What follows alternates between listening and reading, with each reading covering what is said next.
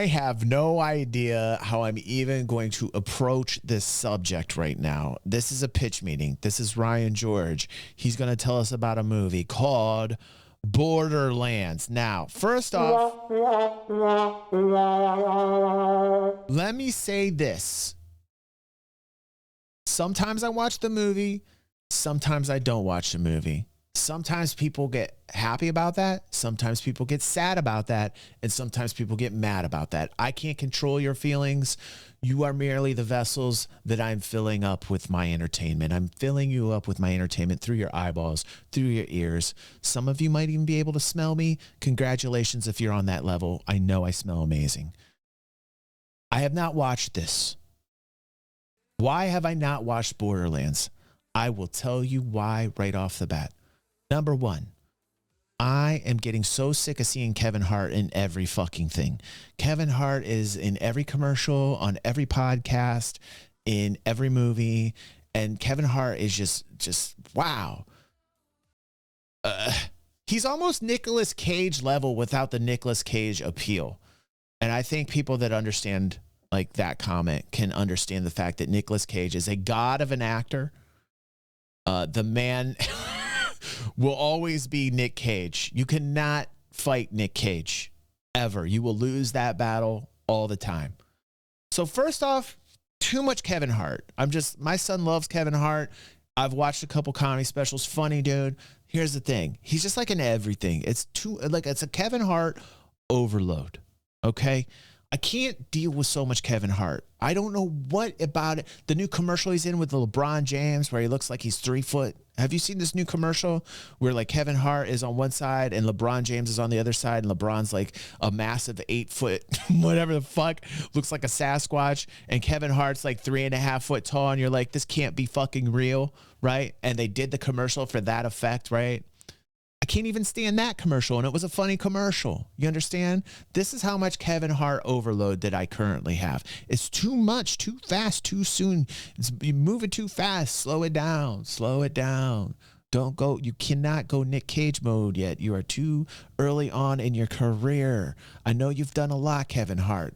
I know you've gotten through this, and I know I'm just some rando on the face of the planet, but I'm just speaking as a rando on the face of this planet, man. It's just too much of you right now, man. It's just, you're everywhere I go. You're everywhere I go. Like, quite literally. The second reason I can't watch Borderlands and didn't take the time to watch Borderlands is they did horrible on the casting, not just with Kevin Hart, but like the entire casting. The only casting I was fine with was fucking Jack Black as the voice of Claptrap. That was the only kind of, I was like, how ironic that the only casting I think they did correctly was Jack Black as Claptrap because of the personality. Everything else was completely off on the actors and actresses. The casting was horrible. The trailer was horrible.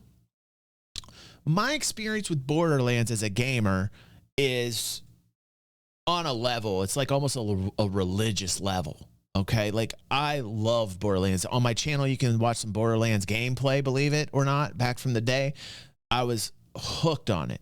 Still hooked on Borderlands. Still would play it. Any given day of the week, Borderlands is a great game. The whole franchise, the gaming franchise, could say enough good things about Borderlands, right? This movie had a high bar. This movie had high expectations, right? I think anybody knows that. When they saw Borderlands, you just covered your eyes and you were like, please, God, don't fuck this up. Please don't fuck it up. And then when you watched the trailer, you were so pissed off. You were so angry that it was mind melting. It was mind bending first and then mind melting at how badly that came off, that you knew that you were not going to watch this. If you watch this after feeling that way, again, I've got one word for you to say many times. Shame. Shame. Shame. There's not enough shames. There's not enough shames for those people out there. So let's watch, now that I have given you the introductory statement, what Ryan George has to say on this Borderlands pitch meeting. No content here, by the way. No, I'm just a reactor. There's no content here. Just Ryan George. I don't matter. So, you have a movie for me? Yes, sir, I do. I was thinking we make a Borderlands movie. Oh, yeah. Weren't those games super popular like a decade ago? Why make that now? Well, sir, the best time to make a movie was 10 years ago. The second best time is 9 years ago. Well, yeah, that would have been better, but I'm doing like 8 years ago. Also good, but I'm doing a play on that quote, you know, about planting trees, how the best time was 20 years ago, but the second best time is now. Well, as you know, movies are trees, so I'm sold. So tell me about this thing. Right, so on the planet Pandora, we're gonna meet this guy Roland, and in the game he's like this big serious soldier guy. We should get Kevin Hart to play him. Oh, that's kind of the exact opposite.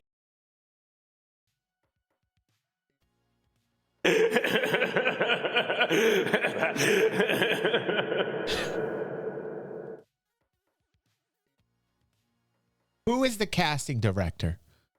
Who was the casting director for Borderlands? I am looking it up right now, and we are going to publicly shame the casting director. The vibe of what I said. Yeah, then we could start the movie with a joke about his height. Okay, that is good, and I can't believe nobody's done that before, but Roland's like the straight man in this movie. Yeah, let's cast Kevin Hart as the serious character in a...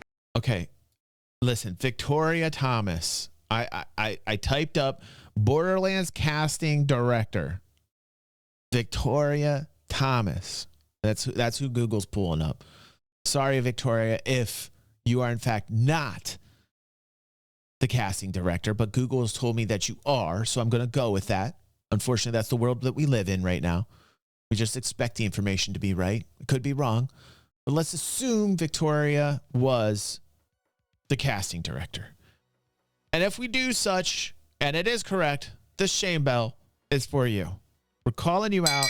We're publicly shaming you right Shame. now. Just, it has to be done.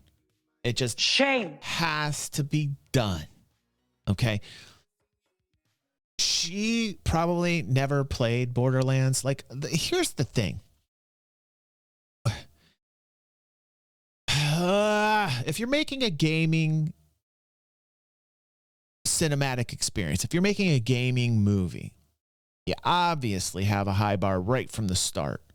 Please pick a casting director that has played the game or is at least a gamer. I don't know. Victoria Thomas could be like one of the biggest baller gamers out there. She could have her own streaming channel and be #1 at FIFA. I don't know. Something tells me, though, that she's not, because why would you cast Kevin Hart?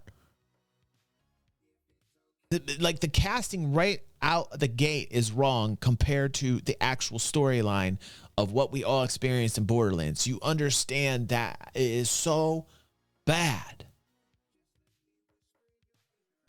Of course you're going to have a stinker. You're taking the time to put money into this. You're a group of adults that think this is a good idea.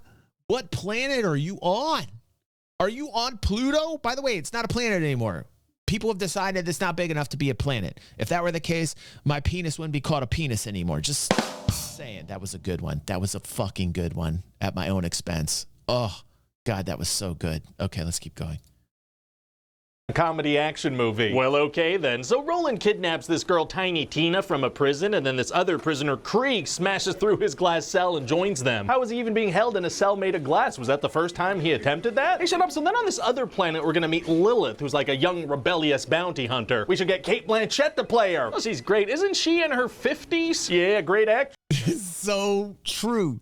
See, it's not just Kevin Hart. It was Cate Blanchett. Love fucking Cate Blanchett, by the way. Great actress. Loved her. And wasn't she an Aviator with DiCaprio? Oh my God, dude. Like, so good. Fucking The Aviator. Get out of town. Like, Cate was great in that. Cate's been in a lot of good movies. I like it. It's just like, why are you putting Cate Blanchett in that role? What is wrong? Like, it is brain dead. Brain dead. Who's putting money in it? Could you imagine the amount of people that thought this was a good idea? I would bail the second I saw who is casted for the characters. I would be like, no, peace out. I'm getting my money out of this project right now. For people that went into this to invest in this, what are you thinking? Get out of Hollywood. Get out of cinema. Get out of it. You failed. You fucking failed the game. You don't know what you're doing. Take the money away from these people and put it towards a charity. They're wasting their money.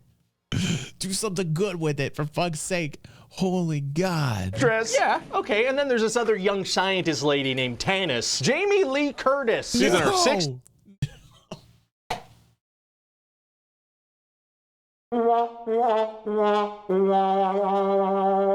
Jamie Lee Curtis. Love Jamie Lee Curtis. Get out of here with Jamie Lee Curtis.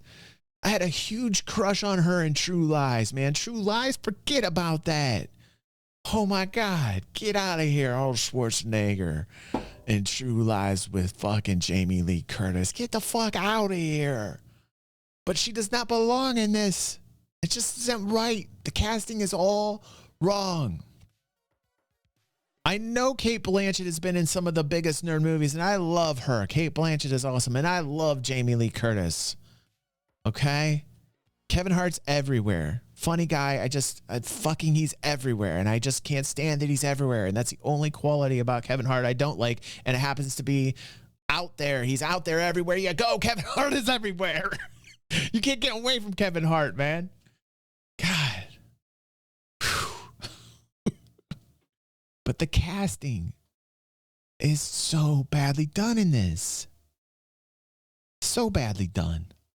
Right? Yes. Okay, look, sir, I just got to come out and say this. Is that a little miscast? Oh, well, I'm glad you asked. It's actually a little Mr. Cast. See, I gave him a little mustache and everything. Very cute. And great actor choices, by the way. Thank you. Anyway, so Lilith gets hired by this guy, Atlas, to go rescue his daughter, Tina. Okay. So she goes to Pandora, where she was born, and meets this little robot, Claptrap. And what's his deal? Well, I was thinking that with this character, we set out to make one of the most beloved comedy actors of our time into just the most annoying thing on the planet. Oh, sounds like a fun challenge. Let's get Jack Black to say grating things every 2 to 3 seconds. Just stuff that barely has anything to do with anything. That sounds perfect. And let's make it all the comedic equivalent of saying, well, that just happened. Amazing. So they track down Tina, and turns out she doesn't want to be rescued, and now she's teamed up with Roland and Krieg as well. Why is Roland protecting her? He's a rogue mercenary soldier. Yeah, why did he go rogue? Because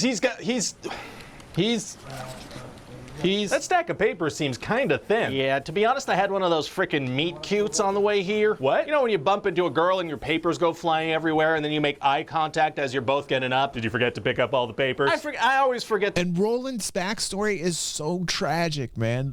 I bet they don't even discuss Roland's backstory in this. Roland's backstory is ridiculously tragic. Pick up a bunch of the papers after Meet Cutes. Well, that's okay. We don't really need to know why the characters do what they do. Okay, goodness. Yeah, so what happens now? Okay, well, now they've all decided to protect Tina, and they're being pursued by Atlas's army, led by this lady named Nox. Okay, so now we've got a fun team of outer space misfits, just like Guardians of the Galaxy. Oh, that's always fun. You see, the trick to a good Guardians of the Galaxy vibe is to make all the characters just kind of jerky. And make sure they have good, funny chemistry together, I guess. Whoa, easy there. I can't do both those things. Sorry. You're trying to get me to walk in. Speaking of good casting decisions, our very own YouTube fans and commenters mentioned in that Deborah Wall interview that we watched, and Deborah Wall, by the way, is in Daredevil and True Blood. Great person. She's blonde. She's a dungeon master. There was a highlight, did very well on the channel, by the way, like 10,000 views right off the bat, just because she's fucking that awesome. And somebody had mentioned what a great Galadriel she would be, and I was like, oh, yes, you're not gonna eat me. Yes.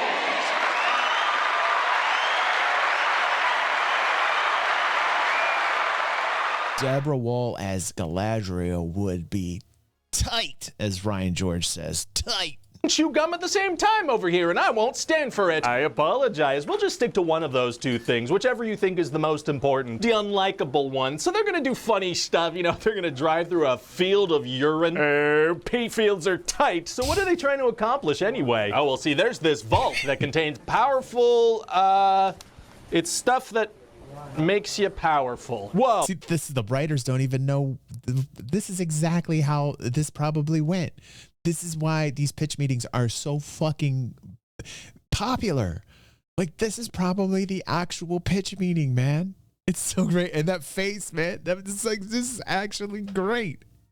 This is why this series is so popular, because people just go out of their fucking mind crazy that these movies are getting fucking put out there. One guy on the Alien Romulus highlight that I fucking posted, and I didn't watch that one either because the trailer looked complete garbage. It got me excited for a moment, and then I saw the Alien throwbacks, you know, trying to bring in, you know, God only knows, like, hey, we see you people that are like well into your dying age. We see you.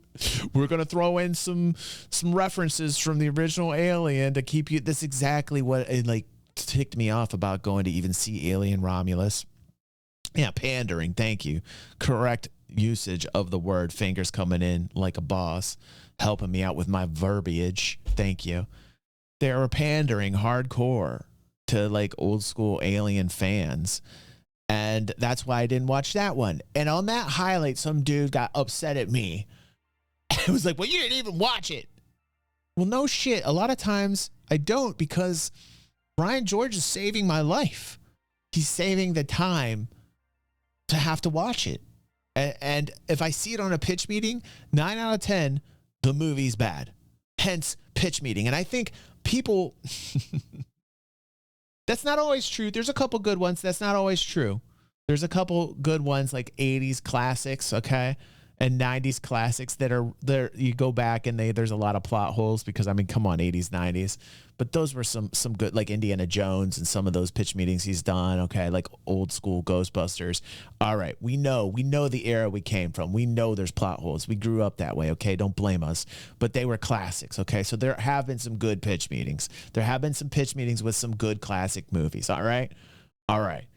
However, most of the times when he's featuring something on pitch meeting, the movies are horrible, especially the newer ones, okay?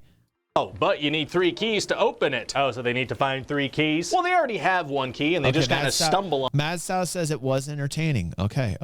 On another, and supposedly Tina is the 3rd key. What do you mean? There's this prophecy that the 3rd key is supposed to be the daughter of this ancient race from Pandora, and she's been genetically engineered to be that. Oh, so Atlas wants to use her to become vaguely powerful. Exactly. So the good guys need to make it to the vault before he can get into... Oh, they probably shouldn't be heading there. That's fine. So they're going to encounter several obstacles along the way, which will happen, legally making this a movie. What kind of things? They're going to have to go through this sewer-type area where maybe they'll fall in toxic waste or something. Oh. Yeah, you know how in video games sometimes you gotta go through an area? This is an area and they're gonna go through it. Video game adapted. And since guns are a huge thing in the game, there are gonna be several big gunfights. Oh, tell me about those. Well, picture this, sir. Shots of the characters firing bullets off screen and a shaky camera movement and then another shot of a character falling. Well, I can only assume that the bad guys are being hit by those bullets. Exactly, although it will be hard to say, again, because of the shaky cam. Very exciting. Maybe. So then what happens? So eventually everybody gets to the vault, but turns out Tina's not the key, it's Lilith. Oh. Which is a big twist. Oh, that's better. And then there's gonna be this moment where that lady Nox, she switches sides. How come? I'm not sure, but she's killed instantly. Oh, okay. Yeah, I mean, it doesn't really affect anything in any way, but there are worse ways to spend 30 seconds of screen time, I guess. So now Lilith has to defend everybody from Atlas's army. Is that gonna be hard to do? Actually, it's gonna be super easy. Barely an inconvenience. Oh, really? Yeah, because since she's the chosen one, she now turns into a big old firehawk and saves the day. Isn't that the power she has in the game? Yeah, so fans of the game won't be surprised and non-fans of the game won't know what that's about. Basically, yeah. Who is this movie for? Who is this movie for? For the execs. Sir, I'll tell you who this movie's for. This movie's for that little boy who's a fan of Borderlands, and he's always wondered why there's no movie. But he's not such a fan that he knows all this stuff, because he'd get pretty mad about the weird decisions we're making, but he's aware. Vaguely, he's got a vaguely positive feeling about Borderlands as a concept. And maybe that's enough to buy a ticket. That's who this movie's for. Wow. Well said. The thing is, I'm not sure that boy exists. Well, then we might be in some trouble here. Hi, this is Ryan George from The Thing. So spot on. That's why I love watching these pitch meetings. I will never stop watching them. They are so dead on. They get me all riled up, man. I get angry when I watch this shit. It's crazy how much fucking garbage there is out there. It's ridiculous.